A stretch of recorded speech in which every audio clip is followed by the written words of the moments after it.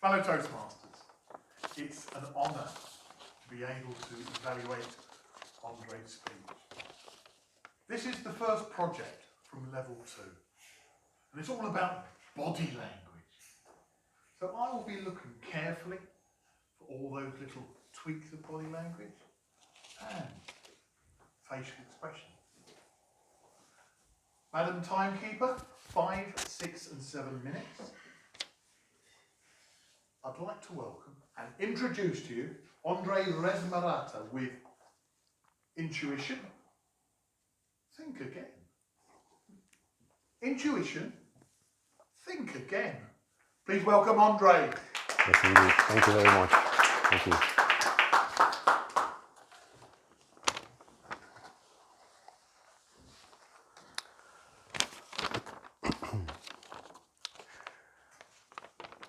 If I fold this piece of paper 3 times on itself, 1, 2, 3, I hope you agree with me, the paper has become thicker than it was initially, right? Well, physically, with a bit of perseverance, we can't fold this piece of paper on itself more than 7 times. But let's presume, for the sake of the demonstration, we can fold it on itself another 50 times. And my question for you would be, how thick do you think the paper is going to be? You just may want to say a figure, don't think too much. Who wants to try? I'll buy a drink in the break. A mile. Great. Tristan, a mile. Someone else? To beyond out of our atmosphere and towards the space. Okay, quite an interesting answer. 2 meters. 2 meters from Steve. Okay, we will see whoever will get closer. Mr. Toastmaster, fellow Toastmasters, I've just shown you how intuition works in 2 of our cases, and a bit of a special answer from Will, and we will see why. We will see why. Well, the truth is, if we use our intuition, our reflex response to give an answer to this problem, we will judge by the fact the paper is quite thin, and we will think maybe the figure won't be so big. But actually, if we reason and if we make the calculations, we will see that this paper doubled 53 times will be enough to stretch from Earth to the Sun and back again, and with a bit left over. Yes, if you don't believe me, just calculate 1 millimeter, the thickness of the paper, double it 50 times, 53 times, will be a huge number, thousands of billions. If you divide that by 1 million, you will have kilometers. And if you want to convert further into miles, you will have roughly 280 million miles. The distance from Earth to the Sun is 150 million kilometers. So, well done, Will. Oh, Yeah. Well, however, we shouldn't, as I've just proved, we shouldn't use the intuition, because intuition is too dependent on myth, stereotypes, past experience. And in addition to this, when we're trying to solve a new problem, instead of finding creative solutions based on new information, we tend to rely on our past, on our already known knowledges. However, there was a time in the Earth, in our evolution, when Homo sapiens relied a lot on intuition. And that was happening in an ancestral environment hundreds of thousands of years ago, when Homo sapiens was facing so many dangerous situations, and intuition really saved his life. Imagine, for example, Homo sapiens, when he would have spotted a shadow in a bush. There was no time to make statistics to analyze. Now, that is the shape of a wolf, or maybe a lion, or no. the instinctive answer, intuitive answer was to run or fight. Most of the time was to run. And this is how he managed to pass his genes further. And we inherited this kind of intuition.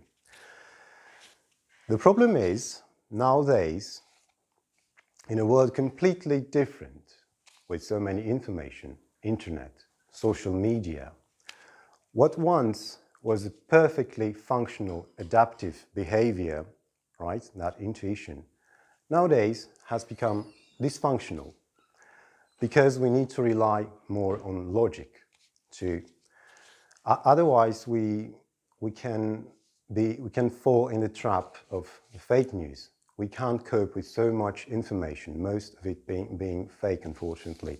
And in the light of the last events, I think, do you agree with me?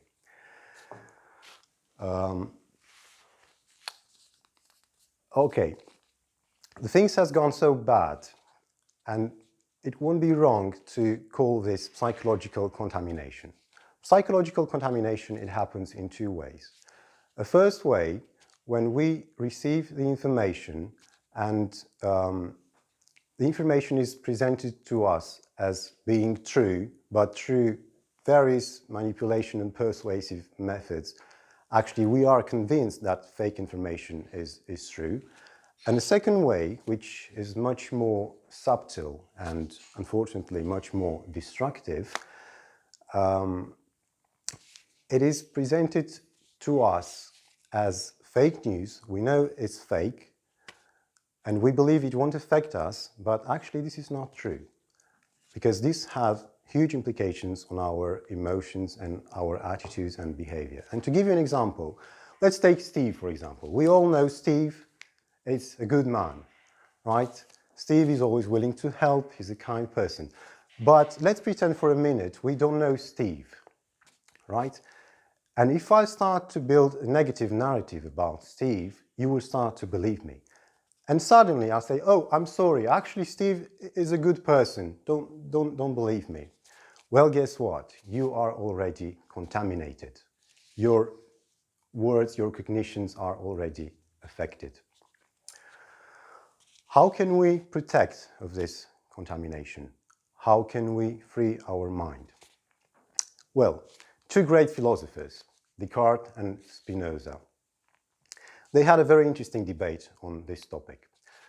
Descartes said, when we hear for the first time an information, our mind tends to understand the message, and only in the second phase will start to question if the information is true or false. On the other side, Spinoza said, when we receive the information, our mind immediately codes the information as being true.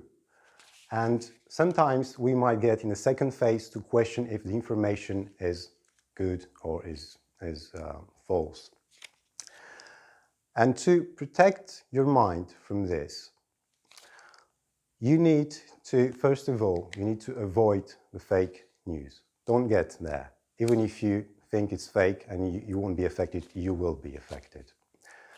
And secondly, if you're contaminated, try to acknowledge this and try to assimilate the true information. So Steve is a good person, right? And thirdly, and most importantly, establish a set of values.